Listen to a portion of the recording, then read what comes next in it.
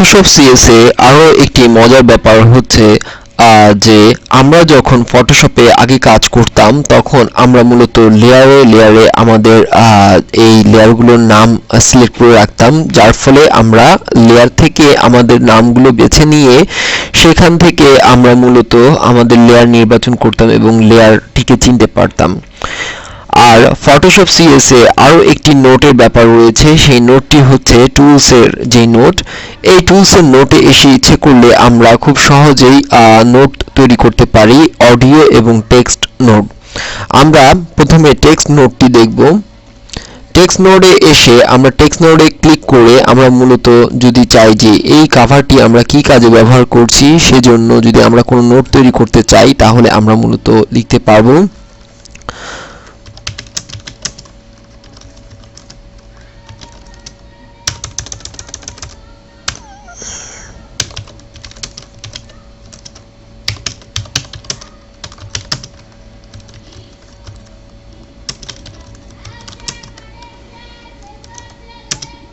এবার আমরা দেখতে পাচ্ছি যে আমরা আমাদের এই নোটটি রাখলাম এবং এই অবস্থায় যদি আমরা ডাবল ক্লিক করি তাহলে মূলত আমাদের নোটটি হিডেন অবস্থায় থাকবে।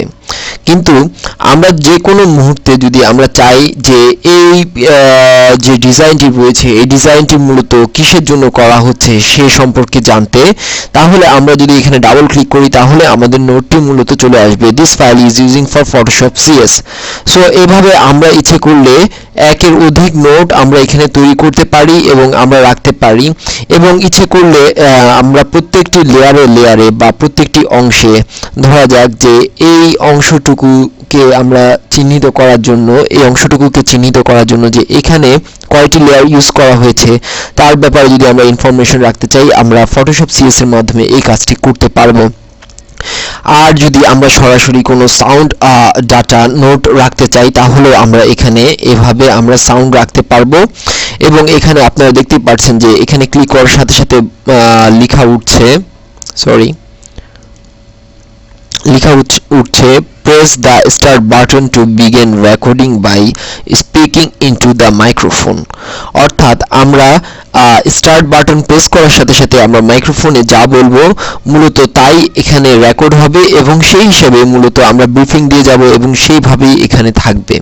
সো ফটোশপ সিএস আসলে একটি মজার সাবজেক্ট যেখানে মূলত আমরা টুলসে এই ধরনের নোট পাচ্ছি যা আমাদের ডিজাইনকে আরো পারফেক্টলি ডিজাইন করতে এবং সেকেন্ড ইউজারের কাছে নিয়ে যেতে খুব সহজেই কাজে আসবে।